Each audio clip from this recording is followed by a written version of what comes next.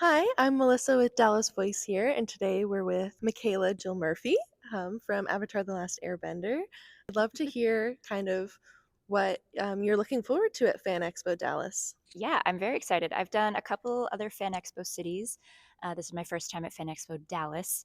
Coming back to Texas is always fun. I have four other cast members here with me this weekend. I am the only gal though, so we've got Twinkle Toes himself. We have Zach who voiced Aang, and Jack who voices Sokka, and Dante who voices Zuko, and Greg who voices Uncle Iroh 2.0. So it's going to be very broy weekend, but yeah, very welcome. I haven't seen a lot of them in a little bit. So, is there anything specific you're like looking forward to doing, or like you like any restaurants you're like, I have to go while I'm here? Definitely good steak while I'm here. I actually tried an Argentinian steakhouse last night because it was just right across the street from the hotel, and it was very good. So yeah, steakhouses, Tex-Mex, that sort of thing while I'm here. I don't know. I'm kind of weird. I kind of like the humidity. And so, I mean, if I lived here all the time, I'm sure it would annoy me more. But in Los Angeles, we don't have it. It's much drier, so my skin and my voice actually are a lot happier here because the moisture's in the air. So I don't have to put on quite as much moisturizer, and my and my throat stays a little yeah, less dehydrated throughout the weekend. So yeah, Tex-Mex and steak, and then kind of enjoying the humidity, which is a weird thing to say. And so this year is the 20th anniversary of Avatar The Last Airbender. So, kind of what does the show mean to you now after, 20 years since it started? It definitely means a lot more, I think. And 20 years ago, we didn't even have iPhones yet. 2008 was the end of season three, and that was like the year that the first iPhone came out, I think. So social media was different, technology was different. Nobody was documenting like the entire process of recording the series the same way that I feel like they do now. And at the time, I was just grateful to be a lead character in a TV show. I'd done so much background work and so much ADR and looping and that sort of thing that I was like, ooh, I get to be a lead character in a TV show. That's great. And then it was over, and I was like, okay, guess I'm gonna focus on school now. And I did that. We had no idea how many people were watching it. We had no idea how many people liked it until a few years ago when they put it on Netflix, and then people really started rewatching it or like posting online, and then there were subreddits and fan pages and all these things, and you're like, oh, like people really like this show. We had no idea. We didn't know.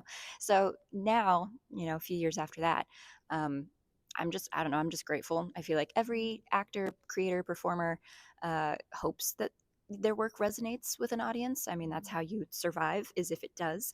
But obviously, you can't force an audience to like what you do. So, just grateful that people have liked Avatar so much, and grateful that I'm finally able to get closer with the cast. Because when I finished recording, I was 13, and 12 for the second season. So we weren't really hanging out the same way that we would now. And a few of them have kids, and just different era of life. What has kind of been your favorite part about voice acting? I think there was a freedom to voice acting that, or maybe just less pressure, more freedom, less pressure, that when I was a kid, I really resonated with. Because when you're in a room as like a 7-year-old, and three people are just staring at you from behind a table, and you're like, okay, I'm performing for you now, as opposed to being in a little sound booth, and you're kind of hugged by the padding, and like you have your little headphones on, and the people watching are in the other room behind the glass, and it feels a little more separate. It feels less like pressure right in your face.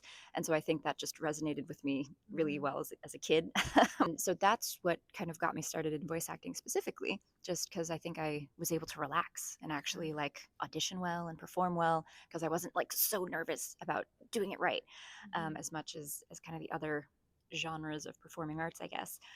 Like when you get the time to kind of rest and reset, like what do you do to help kind of get your energy back up? And I'm doing like 25 of these conventions this year. Wow. So there's a lot of travel. So Yeah. when people are like, what are you up to? I'm like, honestly, just recovering in the days between traveling to different cities. Um, yeah, which is, I mean, it's cool. I'm very happy to be doing it. But yeah, when I'm home, I don't have as much energy for stuff as I'd like to. So we'll see what next year holds. But yeah, this year when I'm home, usually on like Tuesdays and Wednesdays, I'll just be like recording some singing, recording some auditions, hanging out with my dog, and then hopefully trying to do some more on camera and stage stuff. But like there's only so many hours in the day. One of the things that keeps me grounded is doing my Duolingo every day.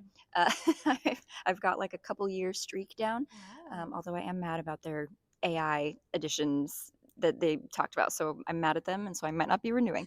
But but that has been like, I don't know if you've seen Inception, but like that's been like my totem of like reality. I'm like, okay, we do Duolingo every day, regardless of the city and the time zone. Like I'm always doing it. So that weirdly brings me peace, which is a little interesting. But I count it. I'm learning French. Oui, oui. And then when I'm home, oh gosh, honestly, it's been a lot of like meditation and just trying to work out and like stretch. I try to get massages once every 2 or 3 weeks because my body just gets so worn out from traveling. If I have free time beyond that, I love animals. So horseback riding is something I love and have not had the chance to be able to do a ton of, but I love it. I love going to a farmer's market and finding really fresh stuff and trying to just make something yummy, listening to music. There's always music in my bathroom, in the kitchen, in the car, in my ears. I do love going to movies as well. I'm an AMC Stubs member, and so yeah, I usually go to the movies a decent amount. And then you also mentioned that you love animals. And one of the things from Avatar is that they kind of do these mashups of animals. There's not just like a normal one. So, what kind of combination of animals would you want to be like for your sidekick? I would love for there to be a goose horse. Incredible. I don't know if it would be a hoose or a gorse, but but I want. I mean, yeah, probably similar to a Pegasus, just with more like goosey wings, and then maybe the horse face like ends in a beak, or maybe like the one of the hooves. Oh yeah, maybe we do a longer neck. I don't know. It might look a little funny, but I think geese are kind of funny. I usually post a bunch of them on my story on Instagram. There's an account called Only Geeses, and they just post a lot of goose meme content, and I think it's funny. So I post a lot of that to my story, and I love horses, and so yeah, a horse goose would be my ideal animal mashup companion.